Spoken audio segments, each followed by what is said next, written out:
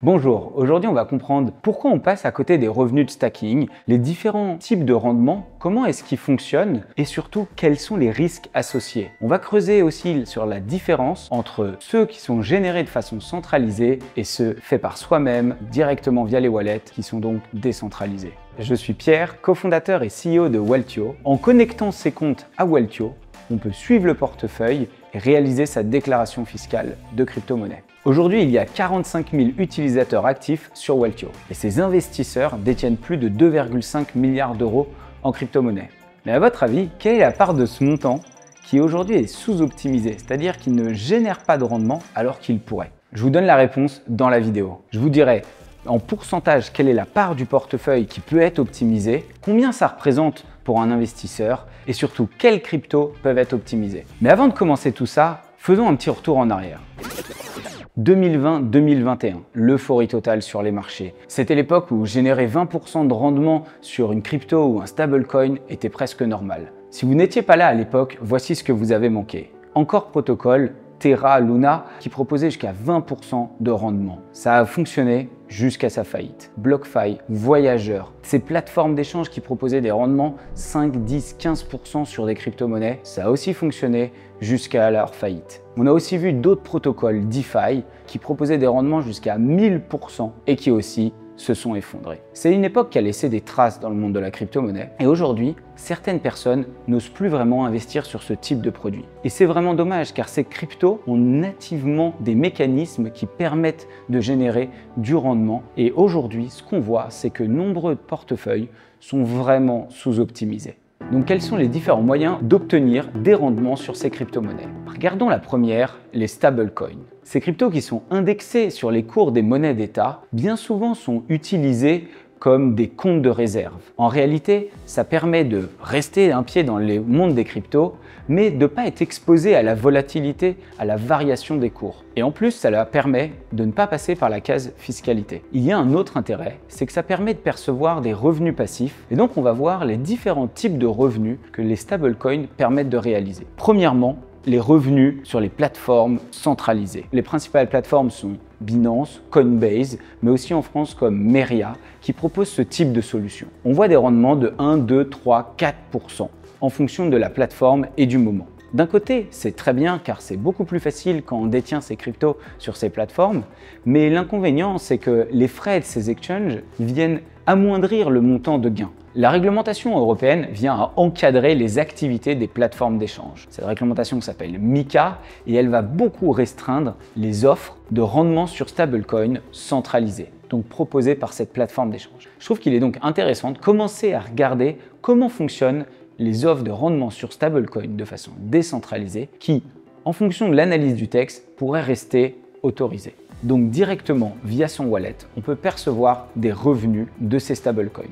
Les plus connus sont Aave et Compound qui offrent des taux de 2 à 4% en fonction du moment. Ces taux sont le rendement annuel des stablecoins qui sont déposés. Il y a aussi des protocoles plus complexes comme Morpho ou Yearn qui sont aujourd'hui de plus en plus utilisés. Mais évidemment, cette façon de percevoir des revenus a aussi son risque. Et plus le rendement est élevé, plus il y a des risques associés. On reviendra justement sur les risques à la fin de cette vidéo. Maintenant qu'on a vu les rendements sur stablecoin, on va voir ceux sur Ethereum. Si on croit dans la vision d'Ethereum sur le long terme, et en ce moment, il faut s'accrocher, on a tout intérêt à percevoir des rendements. Comme ça, on va augmenter la quantité d'Ether que l'on détient. Pareil, il existe des solutions centralisées via les principales plateformes d'échange qui sont souvent plus simples et beaucoup plus faciles d'utilisation. Mais il existe aussi donc les solutions décentralisées qui, pour moi, ont des expériences utilisateurs qui sont de plus en plus simples. Les principales sont Aave, Morpho, Lido. Et elles permettent de percevoir des revenus supérieurs à ceux qu'on a depuis les plateformes centralisées. Mais alors, comment sont générés ces fameux rewards ou revenus de stacking? En fait, c'est très simple. Dans le fonctionnement même de ces crypto-monnaies, ça a été entièrement pensé. Le fait de contribuer au fonctionnement de réseau et donc d'apporter ces Ethers au réseau, on va percevoir lors de chaque transaction des petites récompenses, donc des micro-sommes. La somme de ces micro-sommes va permettre sur le long terme de générer des rendements. Pour les revenus de stablecoin, c'est exactement comme dans le monde bancaire, c'est-à-dire il y a quelqu'un qui veut emprunter de l'argent et quelqu'un d'autre qui vient lui apporter. En l'occurrence, dans le monde bancaire, il y a un intermédiaire, la banque, Et là, en fait, dans la finance décentralisée ou dans le monde des cryptos, ça peut être fait de façon automatique. Donc, la personne qui vient prêter ou apporter ces stablecoins va percevoir des revenus et celui ou celle qui viendra les emprunter devra payer des frais. Ce sont ces frais qui permettront de générer des revenus à celui qui les apporte. Évidemment, je ne vais pas rentrer dans le détail technique de ce point. Il y a plein de vidéos passionnantes sur ce sujet, donc je vous encourage à aller creuser ça par vous-même. Maintenant qu'on a compris les différents types de rendements sur Ethereum et sur les stablecoins, que ce soit centralisés ou décentralisés, maintenant on va comprendre les risques associés. Et il y en a plusieurs qui sont bien différents. Pour les plateformes centralisées, ces exchanges, le risque est double. Il y a d'un côté le risque de liquidation de la société et de l'autre, les enjeux de sécurité. Ce sont les mêmes risques que la banque, d'un côté de faire faillite et de l'autre qu'elle se fasse voler les fonds. Sur le stablecoin, le risque est que la société émettrice du stablecoin fasse aussi faillite, en l'occurrence Circle ou Tether. Il y a aussi le risque de la crypto-monnaie que celle-ci baisse en valeur. Donc évidemment, vos rendements dans ce cas-là viendraient baisser en valeur. En DeFi, ou en finance décentralisée, ce sont tous les risques de hack ou de bug sur le code qui permet l'exécution automatique des transactions. Enfin, le dernier risque est le fait que vous gériez vous-même votre wallet. Donc il y a le risque de perte de vos clés privées, mais aussi de hack de celles-ci. Comme on l'a vu en début de vidéo, les 45 000 investisseurs qui utilisent notre plateforme détiennent plus de 2,5 milliards d'euros en crypto. À votre avis, à quel point c'est optimisé ou sous-optimisé? Est-ce qu'on parle de 20%, 30%, 50% du portefeuille qui est sous-optimisé? Eh ben non, c'est plus de 80% des fonds qui pourraient être optimisés qui ne le sont pas.